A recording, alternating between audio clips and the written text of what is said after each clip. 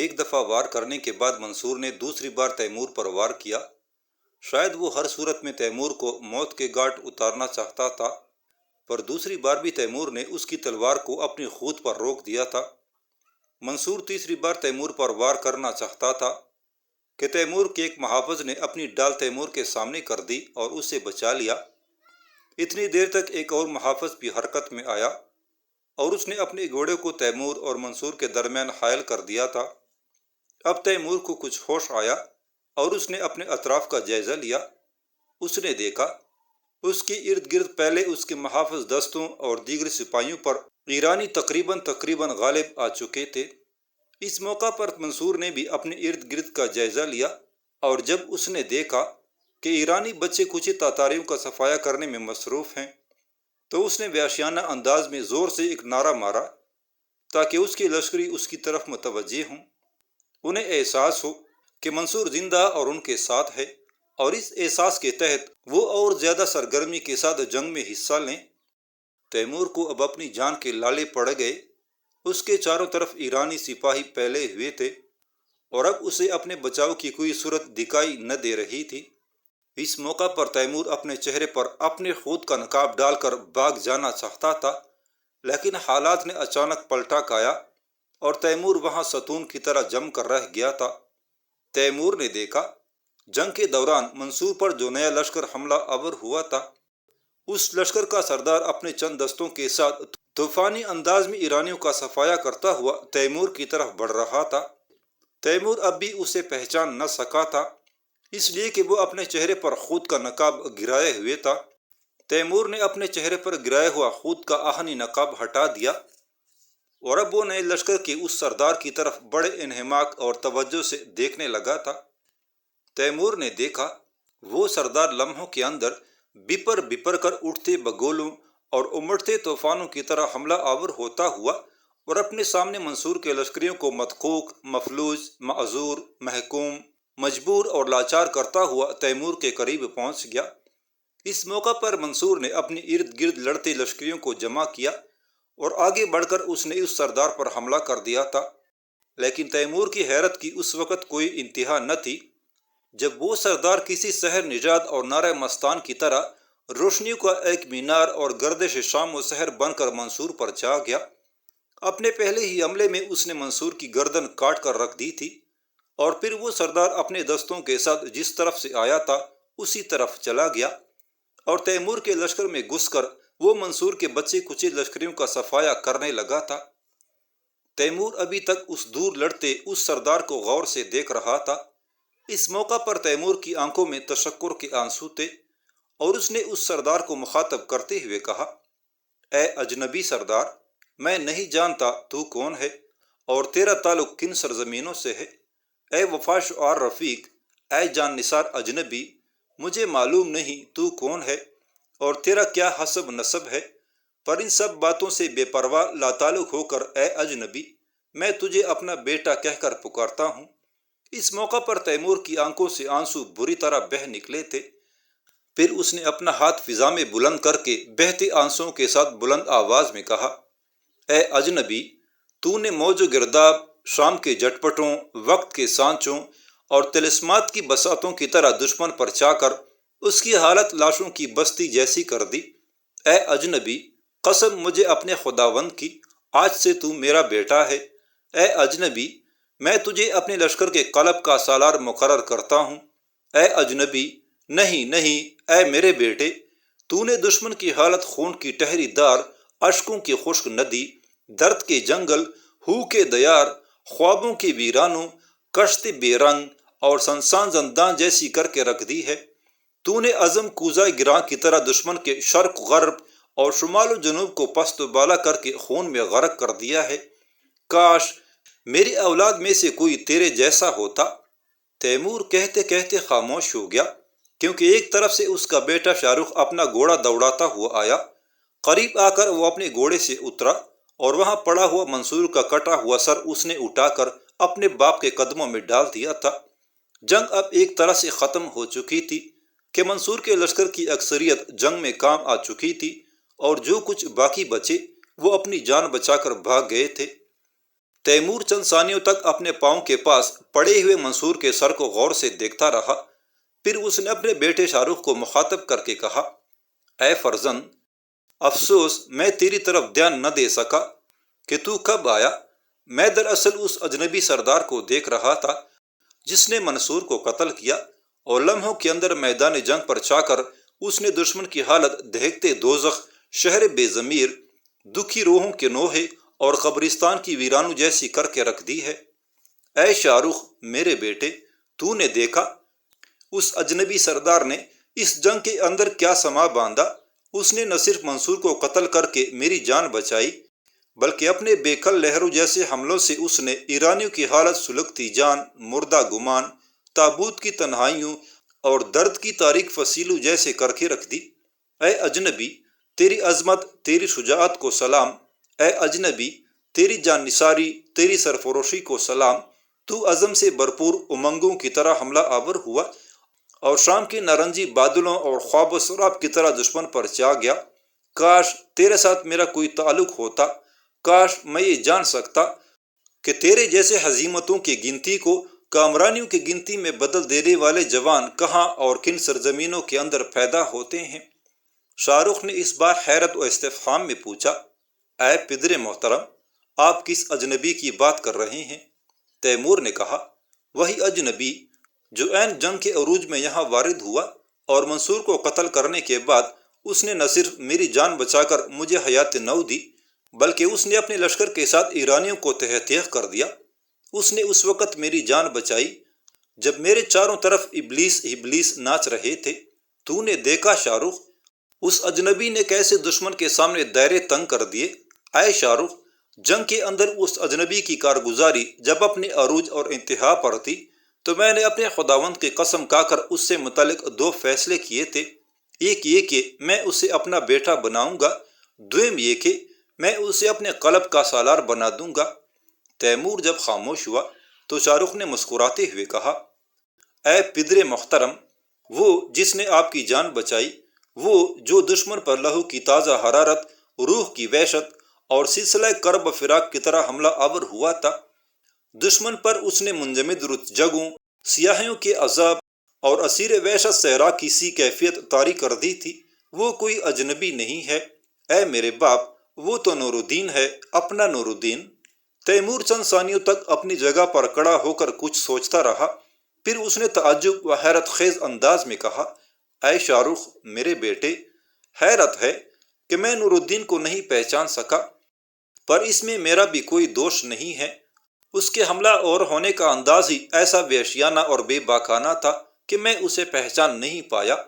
اے شاہ رخ، میں نے نور الدین کے حملوں میں ایک انوکھی سنجیدگی دیکھی ہے۔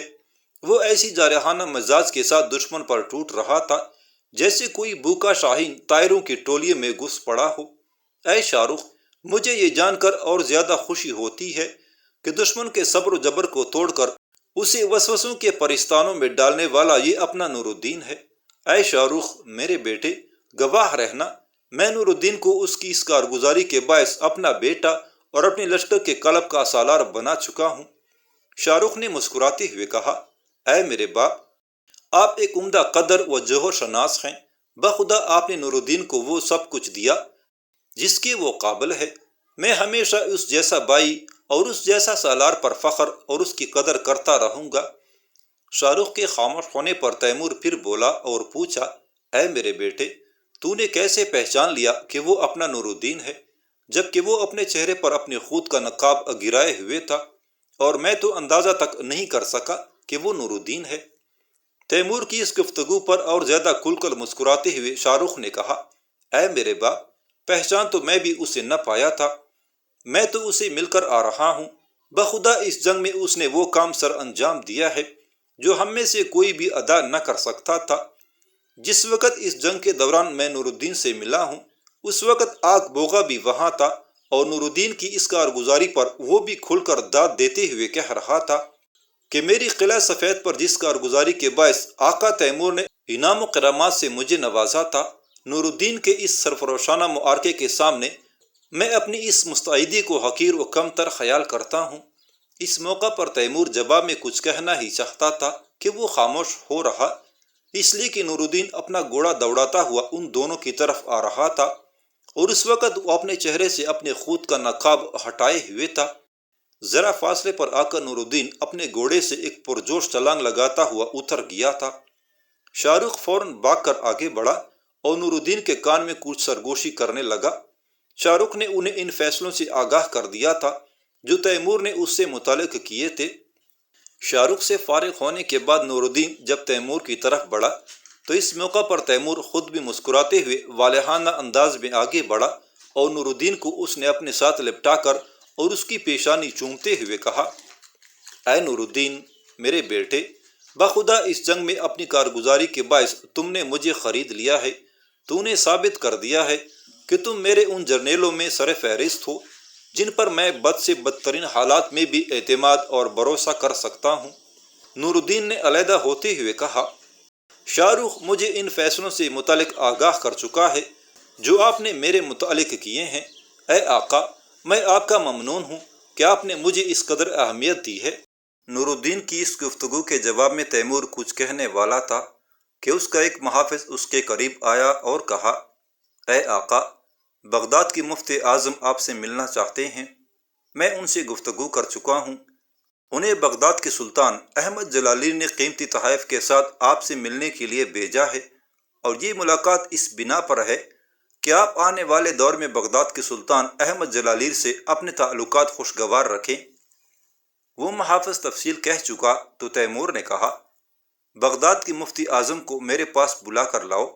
وہ محافظ واپس چلا گیا اور جب وہ بغداد کی مفتی اعظم کو اپنے ساتھ لے کر واپس آیا تو تیمور نے آگے بڑھ کر بڑے احترام اور عزت کے ساتھ ان کا استقبال کیا، پھر کہا، اے میرے بزرگ، آپ ایک میدان جنگ میں مجھ سے ملنے آئے ہیں جہاں اس پتھریلی زمین کے سوا بیٹھنے کا کوئی انتظام نہیں ہے۔ کاش آپ میرے پاس سمرقند میں آئے ہوتے تو میں آپ کے شایان نشان انتظام کرتا۔ جواب میں مفتی اعظم نے کہا، میں جو کچھ کہنے آیا ہوں وہ کڑا ہو کر ہی کہہ لوں گا۔ میں یہ گزارش کر دوں کہ مجھے بغداد کے سلطان احمد جلالیر نے خیر سگالی کے جذبات کے تحت آپ کی طرف روانہ کیا ہے۔ ابھی یہاں تک یہ گفتگو ہوئی تھی کہ امیر الامراء سیف الدین اور چند دوسرے جرنیل اور امراء بھی وہاں آج جمع ہوئے تھے۔ ان کی آمد کی وجہ سے مفتی اعظم کو اپنی گفتگو روک دینا پڑی۔ سیف الدین پہلے نور الدین کو گلے لگا کر ملا، پھر دوسرے سالاروں اور امراء نے آگے بڑھ کر اس سے مصافحہ کیا۔ اس کے بعد تیمور نے مفتی اعظم سے سب کا تعارف کروایا اور ان کی آمد کی وجہ بتائی۔ مفتی اعظم اپنا سلسلہ کلام جاری رکھتے ہوئے پھر کہہ رہے تھے، اے سمرقند کے عظیم بادشاہ، مجھے بغداد کے سلطان احمد جلالی نے اس مقصد کے تحت آپ کی طرف روانہ کیا ہے تاکہ میں آپ سے التماس کروں کہ سمرقند اور بغداد کے تعلقات دو بائیں جیسے رہنے چاہیے۔ جہاں ہم یہ تسلیم کرتے ہیں کہ آپ نے ایران کو مکمل طور پر اپنی سلطنت میں شامل کر لیا ہے، وہاں ہم آپ سے یہ بھی امید رکھتے ہیں کہ آپ بغداد سے کوئی تعارض نہیں کریں گے اور عالم اسلام کے لیے ماضی کی طرح بغداد کی مرکزی حیثیت کو تسلیم کرتے ہوئے اس کا احترام کریں گے۔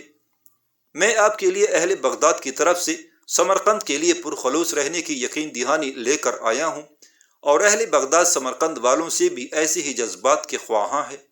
تیمور نے کچھ سوچا پھر بولا، جہاں تک بغداد کے اسلام کے لیے مرکزی حیثیت کا تعلق ہے تو اس کے لیے میں کہوں گا کہ یہ شہر اب ان دنوں کی طرح اسلامی دنیا کا مرکز نہیں رہا جب ہارون الرشید اپنے وزرائے برامکا کے ساتھ وہاں اپنی رنگین اور الف لیلوی محافل گرم کیا کرتا تھا۔ گو اس شہر میں تاجروں اور زائرین کا اب بھی ایک ہجوم رہتا ہے، مگر حقیقت میں بغداد شہر اب دریا دجلہ کے کنارے ایک لاش کی طرح اکڑا پڑا ہے۔ سو میں کہوں گا کہ اب اس شہر کی کوئی مرکزی حیثیت نہیں ہے جو میں اس کا احترام کروں۔ میں بحیثیت مفتی اعظم آپ کی عزت افزائی کرتا ہوں، لیکن بغداد جب بھی کبھی میرے راستے میں آیا میں اس کا اور اس کے سلطان کا کوئی احترام نہ کروں گا۔ مفتی اعظم بغداد کو تیمور نے ایسا جواب اس لیے دیا تھا کہ تیمور خبیث روحوں اور خبیث اعمال کی طرح پھیل کر اپنے آپ کو چنگیز خان سے بھی بلندی پر دیکھنا چاہتا تھا۔ اپنی سلطنت کی وسعت کی خاطر وہ اپنے اس خبث اور جبر و ظلم کی پیاس کو ہوس کے صحرا کی طرح پھیلا دینا چاہتا تھا۔ اس لیے اس نے مفتی اعظم بغداد کو کسی قسم کی یقین دہانی نہ کرائی تھی دراصل تیمور چاہتا تھا کہ بغداد پر اس کا قبضہ ہو، وہاں کی مسجدوں میں اس کے نام کا خطبہ پڑھا جائے اور وہاں اس کا سکہ جاری ہو۔ تیمور جب اپنی بات کہہ چکا اور خاموش ہوا تو مفتی اعظم بغداد نے اسے وہ تحائف پیش کیے جو وہ بغداد کے سلطان احمد جلالیر کی طرف سے جذب خیر سگالی کے تحت اپنے ساتھ لائے تھے۔ کچھ دیر تک تیمور ان تحائف کو غور سے دیکھتا رہا اور مفتی اعظم کی طرف سے اس نے ان تحائف کو قبول کیا۔ تیمور جب تحائف قبول کر چکا تو بغداد کے مفتی اعظم نے پھر کہا، اے امیر تیمور، میں پھر آپ کی طرف سے بغداد کے سلطان کو کیا جواب دوں؟ تیمور نے کچھ سوچا، پھر وہ اپنے گھوڑے کے پاس آیا، زین کے ساتھ لٹکتی ہوئی خرجینوں میں سے ایک خالی کر کے اس نے اتاری۔ دوبارہ وہ اپنی جگہ پر آیا، زمین پر پڑا ہوا منصور کا کٹا ہوا سر اس نے اٹھا کر اس خرجین میں ڈالا جو اپنے گھوڑے کی خرجین سے اتار کر لایا تھا۔ پھر وہ خرجین جس کے اندر منصور کا سر تھا تیمور نے بغداد کے مفتی اعظم کی طرف بڑھاتے ہوئے کہا، میری طرف سے منصور کا یہ کٹا ہوا سر بغداد کے سلطان احمد جلالیر کو پیش کر دیں، وہ خود ہی سب کچھ سمجھ جائے گا۔ تیمور کی اس حرکت پر وہاں کڑے سیف الدین، نور الدین، شاہ رخ اور دیگر امراء کو مایوسی ہوئی۔ بغداد کی مفتی اعظم کے چہرے پر بھی ویرانیاں بکھر گئی تھیں، تاہم انہوں نے جواب میں کچھ نہ کہا اور تیمور کی دی ہوئی خرجین لے کر وہ وہاں سے ہٹ گئے تھے۔